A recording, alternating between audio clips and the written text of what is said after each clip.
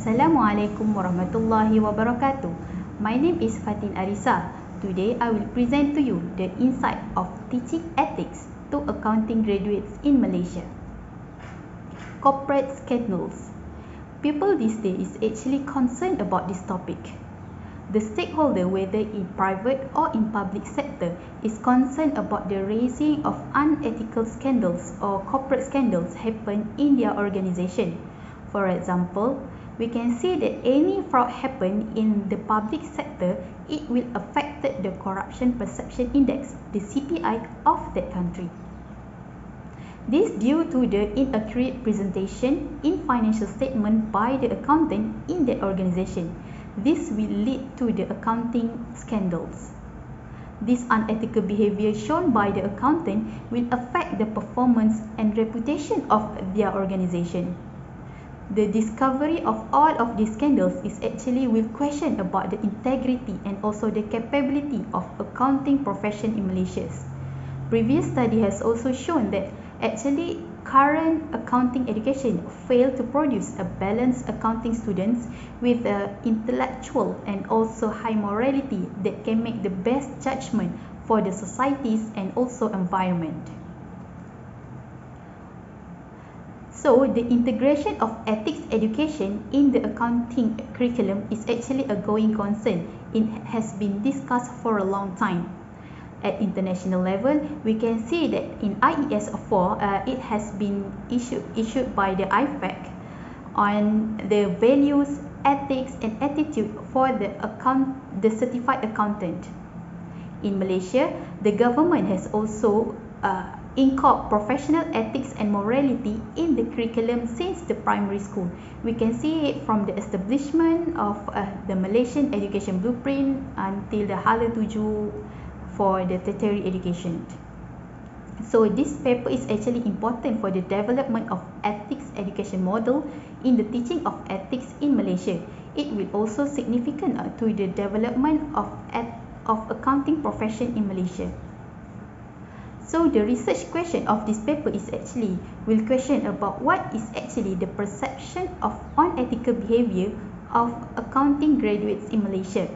The next one, can actually ethics be taught in accounting curriculum? And the last one, what is the best approach to teach ethics to the accounting students? In literature review, we see that the ethical behavior is actually influenced by the environment factor, the upbringing of the family, the peers, the working environment, and also the value system itself will influence individual in acting in any situation. This factor will influence on how they behave in each ethical dilemmas that they may face in the future. Next, if we see in the fraud diamond theory, there is a 4 factor that will influence someone to commit to the fraud. The existence of pressure, opportunity, rationalization, and also capacity will influence someone to commit to the fraud. If someone has these 4 factors, they will have the possibility to commit to the fraud. Next, if we see the ethics education in accounting curriculum, it has been corporate for a long time. So it proved that it is a big challenge. The question on who should deliver the ethics education and how should deliver the ethics education is still debatable. It is a going concern.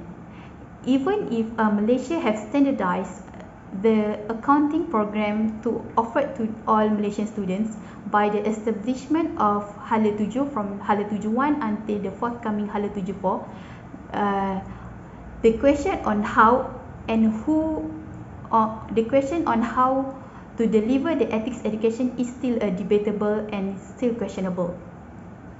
It is also in line with the government introduction on the shared prosperity vision that highlight on the integrity and accountability to curb the corruption issues in Malaysia.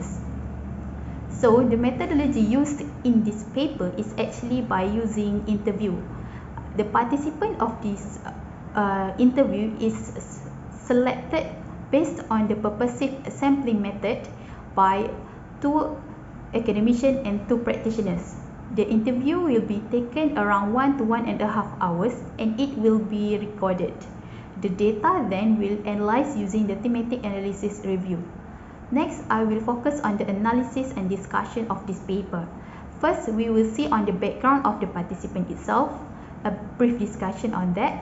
The next one on the perception and ethical behavior of accounting graduates in Malaysia. The next one, whether ethics can be taught in accounting curriculum. And the last one, what is the most effective methods or approaches in the teaching of ethics in Malaysia. The background, the education is actually a PhD holders in accounting and finance. They are also MIA members and experienced in teaching in accounting subjects for more than 10 years.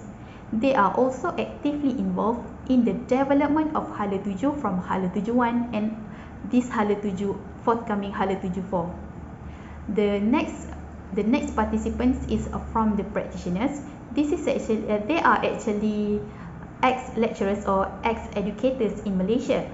They have the experience in teaching and they also has established their own firm.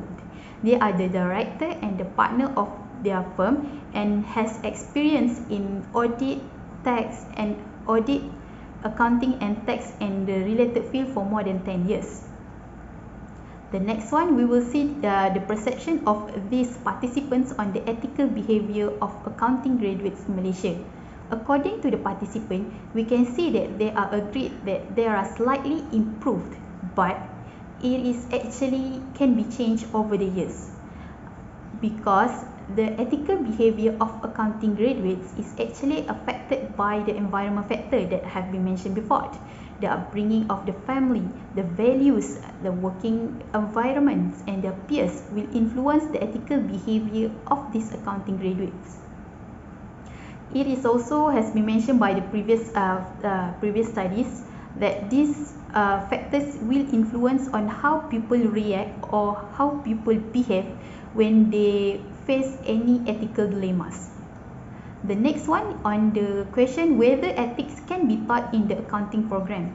The participant believe that ethics actually can be taught, but it depends on its deliverable.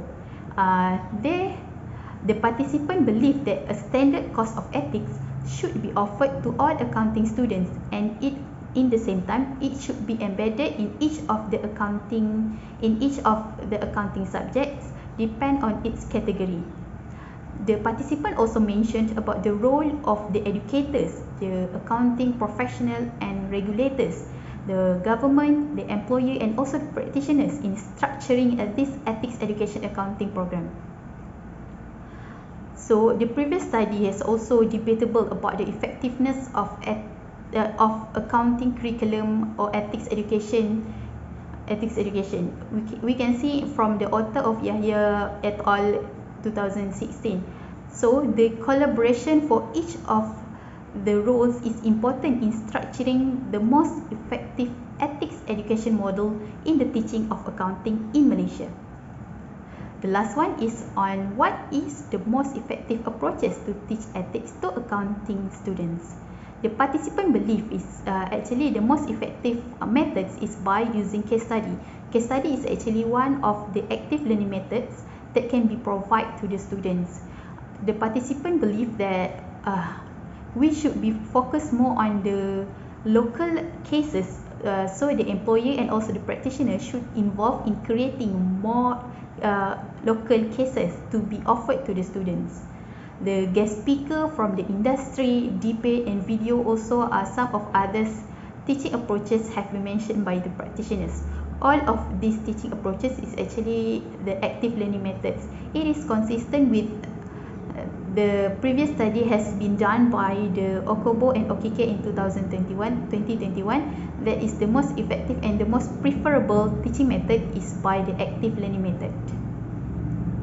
So from what have been discussed before, we can conclude that ethical behavior has been slightly improved over the years, but it is actually in a grey area. It is so hard to find what is right and what is wrong. So it is depends of the upbringing of each individuals, the values, the working environment, their peers who are they related to. to build up their values to guide on how they behave in each ethical dilemmas. And the participant also believe ethics education can be taught, but still debatable on each deliverable, and it can be taught by one stand-alone subject, and at the same time it should be embedded in other subjects too. And this ethics education is actually not depends heavily on the education. It should be begin from the family too, from the family, the upbringing of the family, from the primary education, secondary education, and tertiary education. This is actually a learning method to teach ethics to the students, to they prepare when they face any ethical dilemmas.